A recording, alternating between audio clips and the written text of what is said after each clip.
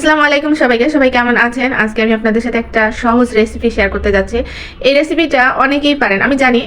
ডাল রান্না ছোট বড় সবাই, এবং ব্যাচেলার এরা তো আরো ভালো পারেন ডাল রান্না করা, আর একটা ডিম ভাজি করলে কিন্তু খুব সুন্দর খাবারের একটা আয়োজন হয়ে যায়। কিন্তু এই ডাল রান্নাটা যদি পারফেক্ট ভাবে যদি আপনি করেন তাহলে সেটা কিন্তু খুব সুস্বাদু হয়, এবং শুধুমাত্র ওই ডাল দিয়েই কিন্তু অনেক ভাত খাওয়া যায়। তো প্রথমে আমি ডাল সেদ্ধ করে নিয়েছি, টমেটো, কাঁচামরিচ, একটু পেঁয়াজ, একটু রসুন আর একটু আদা বাটা দিয়ে মোটামুটি একটা ভালো শীষ উঠিয়ে সেদ্ধ করে তারপরে ডালটাকে ঘুটে নিলাম, এবং পানিটা এমন পরিমাণ মতো নিয়েছি যাতে অতিরিক্ত না হয়, আর পরবর্তীতে এটা বেশি পাতলাও না হয় বেশি গাঢ় না হয়।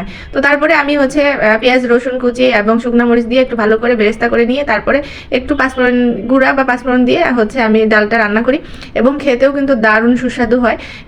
এইভাবে আপনি ডাল রান্না করে দেখবেন যে বাসার সবার মুখে লেগে থাকবে এই ডালের ফ্লেভারটা। নতুন কোনো মানুষ আসলে এরকম একটা ডাল থাকলে কিন্তু তারা খুব তৃপ্তি ভরে খাবে, এবং এই দেখা যাচ্ছে যে যেবার তাকে খাইয়েছেন পরের বারও এসে সে এটাই রিকোয়েস্ট করবে যে আমাকে আরো একটু ডাল রান্না করে খাওয়ান।